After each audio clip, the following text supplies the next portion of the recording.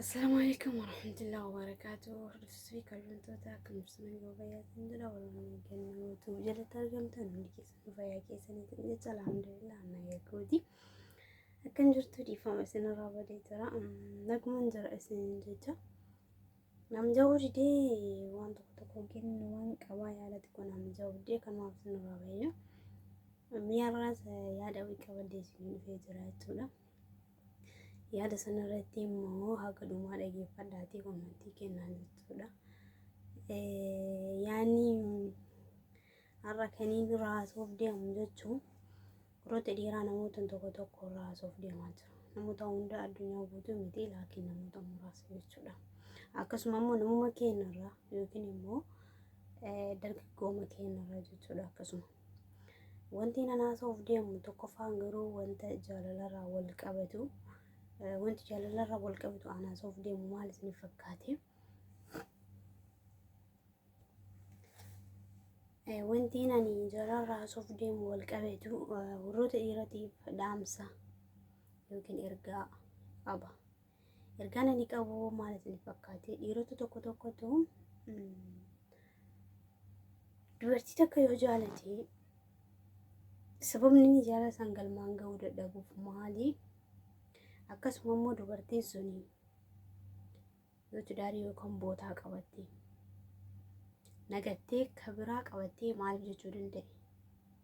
Maaf of hubachuu dadhabee isii saniin akkas jechuu danda'e?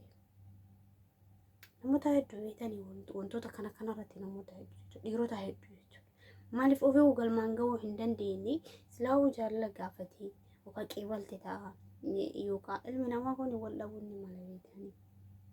Asirraa hafe immoo silaa'uu deebi'ee maaliif isiitu nagatee jedhu jechuu danda'e? Isin kaayita shaalii yookiin immoo nama isarra dandeettii qabuu fi akkasuma immoo jaalala guutumaan guututti galma tidaarii isii qabatu argatte yoo ta'e dubartiin takka sirriidha. Maaliif argatte tidaarii keessan seenii booda suni jaalala yeroo muraasa yookiin haasaa yeroo muraasati maleedha. Guutumaan guututti tidaarii keessa hin deemti jechuudha. Garuu immoo maal jedhan si fakkaate? Amma fakkeenyaaf dubartii takka hojii haasa'e dhiirri tokko jechuudha. Tanan dura nama hin qabdu jettee osoo gaafatte gaafina ta'e aanaa akka mataa kiyyaatti jechuudha. Gaafina ta'e nagattee heerumte. Sababni inni isiin gattee heerumteef maali? Adda baafachuu maaf dadhabe? Immoo rakkinni akkana kun baay'eetu jira. Maali? Dhiirotaaf dhaamsa qaba garuu akka mataa kiyyaatti har'a jechuudha. Dhiirotaaf wanni dhaamsa qabu maali? Dubartii takka erga jaalatteerraa maaliif akka jaalatte beeki? Dubartiin si hubatti. Dubartii keessaa dubartiin jal'iftu si hubatti. Si hubattu sun taane si hubatti. Namni kun akkam galmaan nagaa moo galmaan isii akka hin genne guutumaan guututti ni hubatti dubartiin. Dubartiin ni hubatti jechuudha. Maaliifuu hin hubattu isinitti fakkaata? Hin hubatti. Haga feete kolfitee akka feete haa taatu ni hubatti.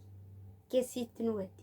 Namni akkana nama akkanati. Akkuma isaan asillee yookaan hubachuu ni mala jechuu nama sana. Laakiin immoo abzaanyaan jechuudha. Dubartiin ta'e nama maali? Dhiirota keenyarraa wanti fagaattu baay'een irratti maal isin fakkaate beekanii? Si jaalannaadha malee galmaan hin gaanu. Namoota hedduu hubachaa jira jechuudha. Maaf si gattee heerumtee yoo jedhanii nagattee heerumte kabiraate jechuun qabu. Maaliif akka gattee hubattee heerumte san adda baafachuun dirqama isaati. Maaliifuu yookaan ofii dandeettii dadhabe ta'a. Dandeettii isin jedhu bara jireenya ilma namaa keessatti waa baay'eetu daarii jira. Bakka of dura waa baay'eetu jira. Kanneen kanarraa maaf hubachuu dadhabe? Immoo dubartii takka erga jaalatteerraa galmaan ga'uuf yaalii godhe. Erga jaalatteerraa maaliif akka jaalatte guutuun guututti ittiin waan isin yaadatu jiru ittiin. Namoonni dhiironni tokko dubartii hamilee cabsuu. Waa baay'eetu jira jechuudha. Dubartii maaf hamilee cabsuuf yaalii godhan? Dubartii hamilee cabsuuf yaalii hin godhina. Warroonni akkanaa dhiironni akkanaa. Dhiironni dubartii kaanuma kaanirra deemtan. Takkitti irra gattaa dubartiin dubartiima. Maaliif akka feetaan miliyoona lakkooftuuf yookaan dhumarra maal akka ta'u beektaa namni akkana kun dhumarra ta'isiin geenne sana argata jechuudha. Immoo baay'ina irratti dubartiin takka dhiira tokko dhiyeessee yoo kabiraatti akka heerumte na dhiyeessite heerumte jechuun qabu tureyyuu. sababni na dhiifte heerumti jedhuuf maali ulaagaalee yookaan isiin fedhii qabdu san guutuu hin dandeenye ta'a. Immoo akkasuma yaada isii hin jijjiirre ta'a.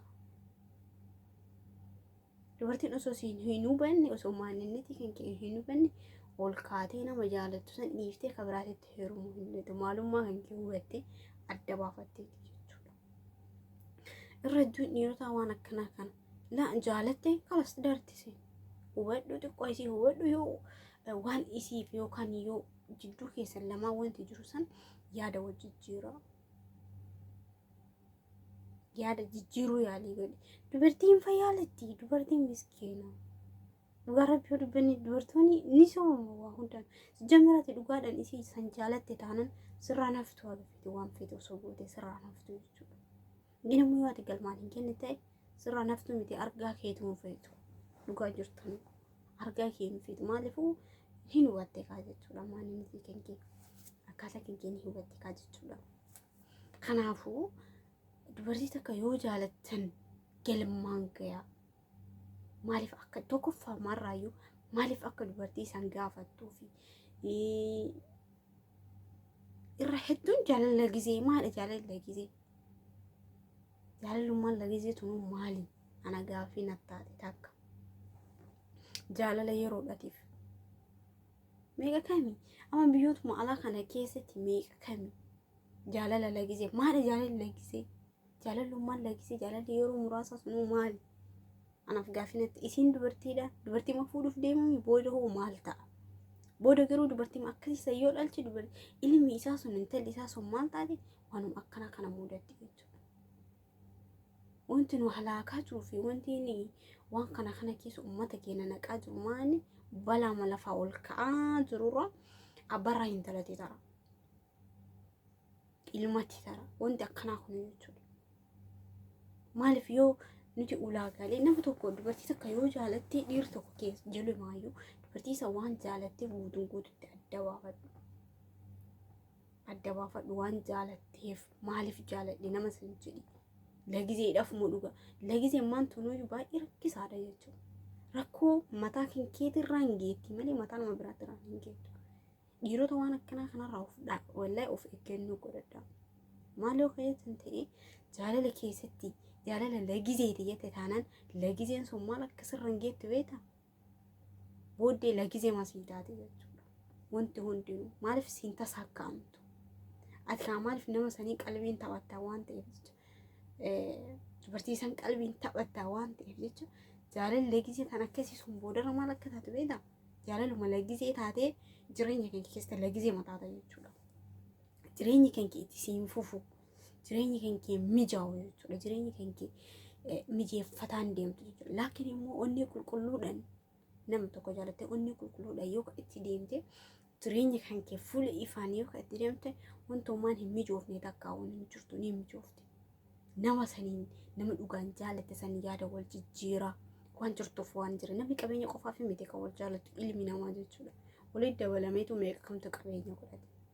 Laakiin immoo wanti nu halaakaa jiruu fi wanti balaa dhalaa keenya fi dhiira keenya irra leengaa jiru maali jaalala lagizee kan jedhamu san. Jaalala lagizee sun hedduu akka rakkisaa nurraa hangaa jirti. Dhamsaan dhiirotaaf qabu isa kana jechuudha. Jaalala lagizee san dhaabitan dhalaallee jaalala maal lagizee sun maali? Akka mataan keetti gaafii nattaa'oon akkana kun jechuudha. Rabbi waan akka isin nurraa dhaabu jechuudha. Dhugaa rabbiiti jaalala lagizee. Hai maali jaalala lagizee? Immoo erga jaalattee maaf galmaan ga'uu dadhabda. Dhugaadhaan dubartiin takka yoo jaalatte maaf galmaan ga'u.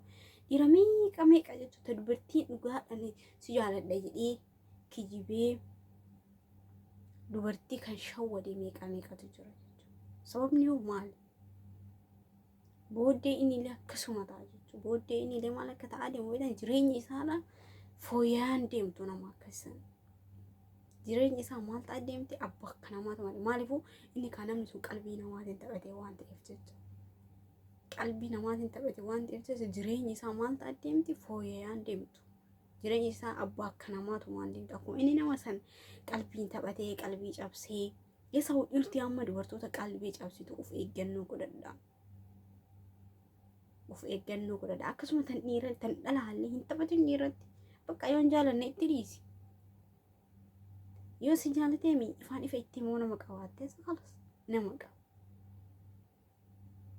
Kasanirraa fi inta waliin hin taphatina. Waliin taphanituuni sillee hin fooyyatu isaallee hin fooyyessiftu. Boodarraa hundi keessanuu jireenya keessan maal ta'a adeemti? Abbaa akka nama adeemti jechuudha.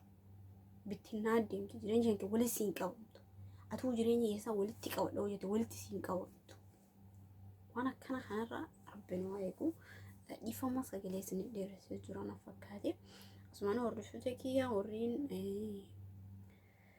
gaafii na gaafachuu barbaadan komentii jalatti na gaafadhaa jechuudha. Yoon dogongora qabadde dogongora qabdanaan jira dogongora kiyya irratti ni fudhadha dogongora kiyya jechuudha. Kanaafuu waan akkana kanarraa of eeggannoo haa godhannu. Keessaa baay'een dhiiratu qalbii dubartii cabsa. Qalbii dubartii kan cabsu dhiira baay'een irratti jechuudha. Maaliif sababni kun ta'eef maali? Qalbii dubartii maaf cabsuu dandeesse? Maali yoo haala itti fooyyeffattu mijeeffadhu. Nama soonoo jaalate galmaan gahi. Kanuma kan dubartii taan mataan irra yoo kadeemu ta'e boodarra hamileen teessni cabdi akkuma ati hamilee nama cabsaa deemtu san jechuudha. Kanaafuu waan akkasaan Rabbiin waa eegu kun dhaamsa kiyya yoo yaada qabaatan komentii jala naaf barreessaa. Asumaan dhiifama godhaa sagalee isinirra dheeressee natti fakkaate. Turtii gaarii isin jedha warri maatii kiyyaaf haaraa taatan subscribe like share godhaa. Akkasuma hundi keessanuu bakka jirtanitti Rabbiin isin bira haa jiraatu isiniin jecha turtii gaarii isiniin jedha.